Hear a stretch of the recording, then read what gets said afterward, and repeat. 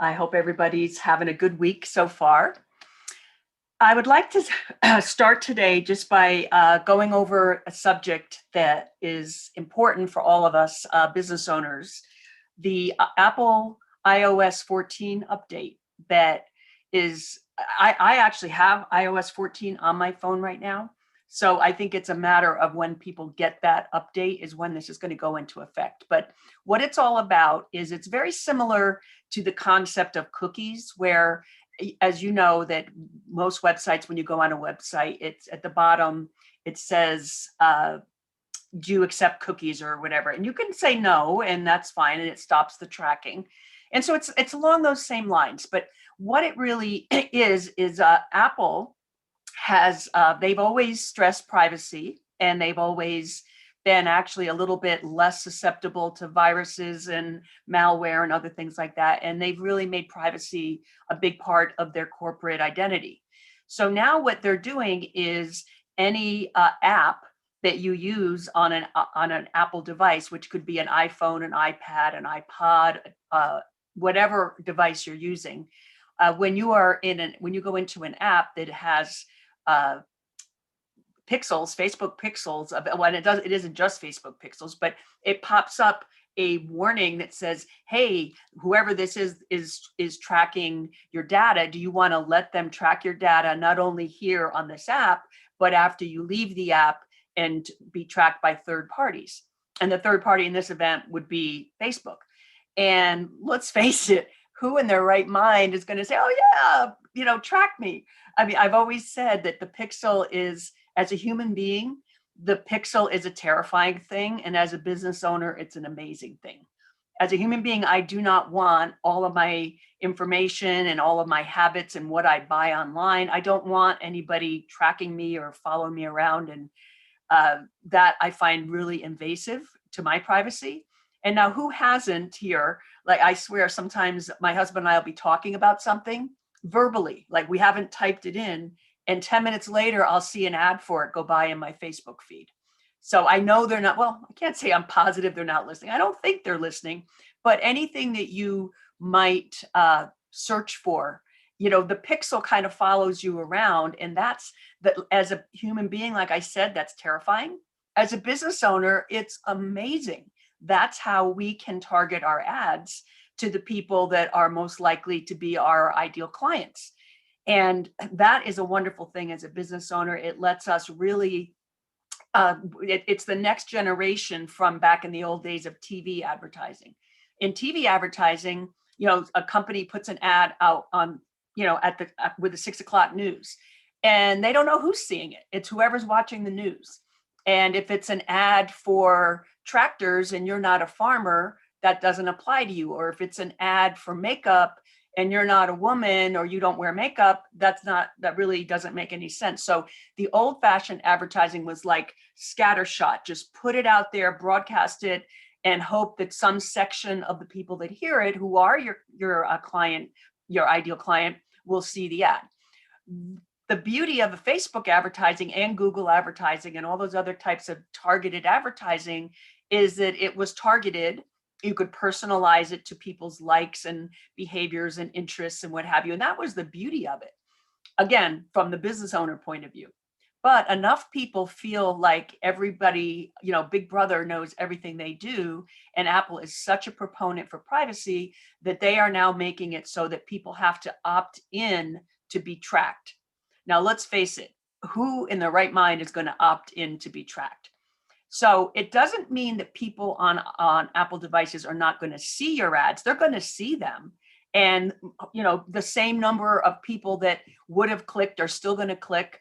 And the same number of people that, buy your product or get your lead magnet, none of that is going to change. You're just not going to know it the same way you used to know it. And well, you'll know it because you'll see who got your lead magnet, but Facebook won't know it. So when you go into your dashboard, when you're running a Facebook ad and you go to see how many leads you've got, all the leads that you got won't be there. And so there's two problems there. One, it's kind of nice to know the results of your ad. Like if you spend $100 and you got 25 ads, you know it cost you, or 25 leads, you know it cost you $4 per lead. So that type of math and that type of the ability to analyze the results of your ads, that's really something that's not going to be there anymore. Because now some of the ads that were on Android devices or on desktops, those will still be in your dashboard as leads because they'll be tracked. But the other people who were on Apple devices and chose not to be tracked, they're still going to see your ad. They're still going to, some of them are still going to take your lead magnet. They're still going to buy whatever you're selling, but it won't be reported to Facebook. So two issues with that. One, part of the beauty of the Facebook pixel was being able to create lookalike audiences and being able to say, okay, see that ad I ran like a few months ago? The people that bought that, those are the kind of people that I want to show this new ad to. And you're still going to be able to do that. But the problem is going to be those people over there that clicked on that other ad, you don't know how many you don't know about. So let's just say 50% of the world is Apple device people. Okay, so then 50% of the people who clicked are not in your or not in your Facebook dashboard. So it's just going to make the data is going to be less precise. The lookalike audiences and those types of things are going to be less precise. So it's just going to, I think, make us have to think about things a little bit differently. And again, of course, because it's technology, there are some settings that are different. You now have to verify first of all, you have to have a domain associated with your pixel. You didn't used to be that way. You had to have a domain associated with your Facebook business manager account, business page at the business manager level. But each individual pixel did not have a specific domain associated with it in the ad itself, where you put the pixel that you were going to be tracking leads or whatever. In there, the URL or domain for that ad was your landing page URL. And so when you didn't have to verify it or anything like that. So mechanically, there's some differences. The other big difference is up until now, you could have as many events in a Facebook with Facebook pixels as you wanted to be associated with your domain. And by an event in the Facebook ads world, an event is like lead, purchase, registration for like a webinar or something, scheduling a consult. If you're doing physical products, there's a pixel for they put something in the cart. There's another pixel for they checked out. There's another pixel for an abandoned cart. So there's lots of different, and when I say pixel, I mean events. It's only one pixel, but it's a pixel event. So I personally only use 4. And some e-commerce people might use more. The new way that you have to set up your pixel and put your domain associated with the pixel, each domain can only have 8 events. Doesn't affect me at all because I only use 4 to begin with. But if you're using more than 8, you're going to have to choose which 8 are the ones you want to use. And if you happen to be running ads when this whole thing goes live, and you haven't gone in and associated, then Facebook's going to just look at your last 30 days and go, okay, those are the things you're using, and then slap them in there. Now, you can always go in and adjust them, but that's what's going to happen if you don't take action. If you do use more than 8 events, you really need to go in there and select the 8 events that you want to be using. Okay, so let me see over here. Hi, Katerina. Hi, Arena. Hi, Suhatha. And hi, Donnie. Thank you, Donnie. Do you guys have any questions? I mean, I just want to let you know that I will be doing technical training on this, where we're going to do a live workshop where you'll be on your computer out where you live, and I'll be on my computer here. And I will we'll go through step by step, click by click.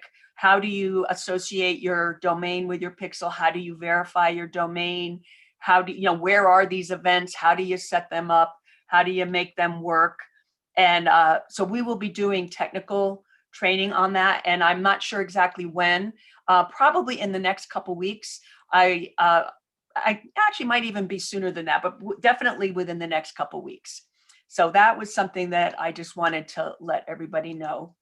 And I think there's a couple other things I just want to mention in general, because you might be wondering, in addition to the privacy, which I'm not poo-pooing the privacy, I think privacy is important, but part of the reason that this is happening is that Apple does, at this moment, if someone is on the Facebook on their phone and they're going to your ad and they click on it, Facebook doesn't get any ad revenue from that because you're paying Facebook for the ad.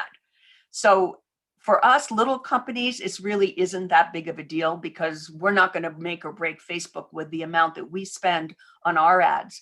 But think about the big companies, like the big tech companies, the big communication companies, the car companies, some of the like big food companies.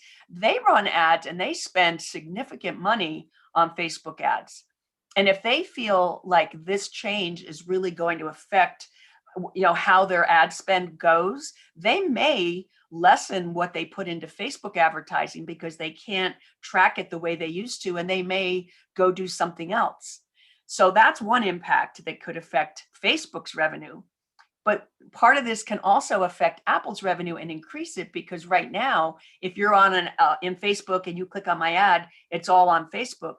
But with these changes, Apple is more or less forcing big businesses who want to keep advertising on those devices to do subscriptions within the app or in-app payments. And whenever you do something like that, Apple gets like 1 or 2% or whatever they get as a commission. So there's kind of like some corporate strategy going on here, not just the advertising and not just the privacy, which is what the main thrust of it is, but there's also Apple saying, 80% of the people who do Facebook and different apps, they're doing it on their mobile devices. So 80% of all web activity is done on mobile devices.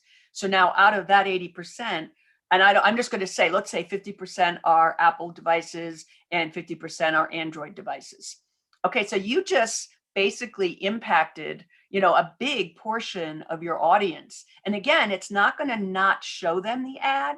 You're just not going to know that, you're not going to be able to track it. That's really the difference. And I think that's what people are going to notice. And so, the impact to us on the small business world is right now, if you run a couple of ads and you can go in and create an audience based on the people who clicked on your previous ads. And that way, Facebook will now go out and they'll look at the people who clicked on your previous ad or got your lead magnet or whatever it is that you did. And they'll look at them and see like their demographics, their interests, their behaviors, like what they do. And they'll go out into the Facebook universe and find other people with those same interests and behaviors and what they do. And that will create another audience for you. You're still going to be able to do that. But the problem is going to be that it's only going to be desktop and Android people that are in that group. So it's going to be less precise than it used to be. So that's the difference. And I want also to have you think about when you do ads in the future, being able to think in terms of the fact that what you see on your dashboard isn't the total results of your ad. That's going to be a little weird to us because up until now, part of how we confirmed that we had our pixel on the right page and our lead magnet in our sales page and what have you, the way we confirmed that we had it set up right was we would go to our Facebook, we'll run the ad for a few days, go to our Facebook ads dashboard, see how many leads were shown up on the dashboard. And then we would go over to either ClickFunnels or Kajabi or wherever we did our, wherever the landing page was, and we would see that the leads matched. And that was kind of our final check that we did it right, that we have our pixel where it's supposed to be and that everything's happening correctly. Well, now going forward, those numbers are never going to be the same because the people who click on your and give you a lead that shows up on your dashboard are only the ones who are on a desktop or an Android device. The people who clicked on your lead who are on an Apple device are not going to show up on your Facebook ads dashboard. Again, not the end of the world, because they still saw your ad, they still got your lead magnet, they still saw the opportunity to book a consult or to buy a product. But now it's going to make it a little trickier for us to get the data that we really need. So one of the things that we could think about doing is that we're going to have to like start more or less setting, not really a dashboard, but kind of like a spreadsheet. So when we go and we do something, we're going to see what the dashboard shows us for leads or purchases or registrations. But then we're going to have to now add another row to that, or another piece of that number, which is the people who will show up in ClickFunnels or Kajabi or wherever our landing pages are. And those we're not going to have the demographics for. So that's really the difference in how it's going to work with what we do versus what we used to do. And let's see, there was one other thing. It just ran across my brain. Oh, I guess no, I think I actually kind of said it, just that that the advertising is going to be less precise, less efficient, and less effective from the point of view. I mean, it's not going to be less effective in that you don't get as many people, because you will most likely get just as many people. The point is you won't have the reporting in Facebook. That's really the whole problem, is not that your ads aren't going to run, or people who are on Apple devices are not going to see your ads. That's not the point. The point is you're not going to know what they saw. All right, so that is really basically what I wanted to talk to you about today. I will be doing a technical workshop training on this, and I will drop it in the group here so that you guys will know when that is. And again, I don't want to discourage people who are thinking about using Facebook advertising. I still think it's a good idea. I think we just need to be expanding the way we look at it. And as always, I think organic marketing is equally important, particularly when you're first starting out, because if you do organic marketing, which is like conversational marketing and attraction marketing, where you interact with people on Facebook or Instagram or LinkedIn or wherever you're interacting with them, and you get an audience through those organic methods, that also is helpful to you in creating audiences in Facebook. And that's another little fine point I want to put on this is, remember I told you that our dashboard will no longer show us all of the leads or all of the purchases, but wherever you're selling them from, either ClickFunnels or Lead Pages or Kajabi, they know everybody. And if you make every single ad that you do, have it be kind of like a lead magnet in the front, even if there is no lead magnet. There probably should be a lead magnet to make people give you their name and their address and their email address. But by collecting people's names and email addresses, even if they're on Apple devices, if they have opted out of tracking, but they went through your ad and they clicked, and then you ask for their email address and their name, you can build a lookalike audience on Facebook from a list of email addresses. So where the lookalike audience used to be automatic and that Facebook could do it for you because they could track everybody, you can still do a lookalike audience, but it's going to be more manual on our part. We're going to have to take those email addresses that we collected in our, wherever we were, ClickFunnels, Lead Pages, Kajabi, take those email addresses and we can upload that list of contacts into Facebook audience, and they will create an audience that is like a lookalike audience for those email addresses, which in the end is exactly the way the lookalike audience used to work anyway. So you still can get that functionality, and it still will help you continue to have good information on who is clicking on your leads or your ads. And also it will help you develop an audience that's based on previous people who took action. So it's still possible. It's just now we have to do some work. It used to be automatic. So that's pretty much the impact so far. And again, this is the iOS 14 update. And it's whenever anybody gets that update on their device, that's when this goes into effect. So you have people right now who have who have the iOS 14, and they're already having this opportunity to opt out of being tracked. And by the end of the year, everybody who has an Apple device will have iOS 14. And I am just guessing from just like I said, in the beginning, as a human being, pixels and tracking is terrifying. And I think most people, when that little black thing comes up and says, hey, these people want to track you and your personal information, not only here, but on other places with third parties, I am going to guess that a majority of people are going to say, oh, no, you're not, and say no. So I think that is the impact. And I just want you to know that there is a way around it. Like I said, we can still build lookalike audiences. And I'm going to be doing technical trainings to show you how to do all of that stuff in the future.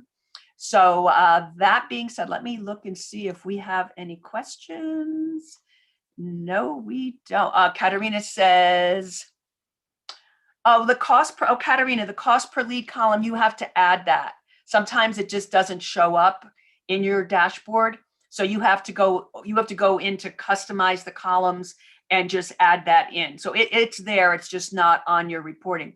And again, Katerina and everyone, it's always going to be there, the cost per lead. But remember, the leads that it's reporting are not all of the leads. That's what's going to be misleading. Because if, let's say you got 100 leads and 50 of them were on Apple devices who people chose not to be tracked, Facebook is going to think you only got 50 leads. And if you spend $100, it's going to think it's $2 per lead, because all they're aware of is the 50 people that were not on Apple devices. So they're going to see, oh, you spent $100, you got 50 leads, that's $2 per lead.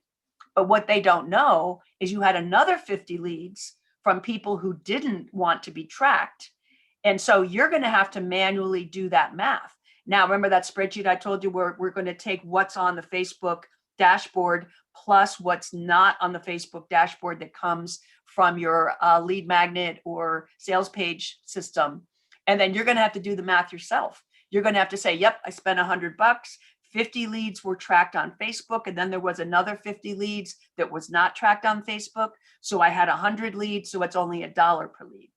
So it's making the whole process more awkward, less automatic, more like work.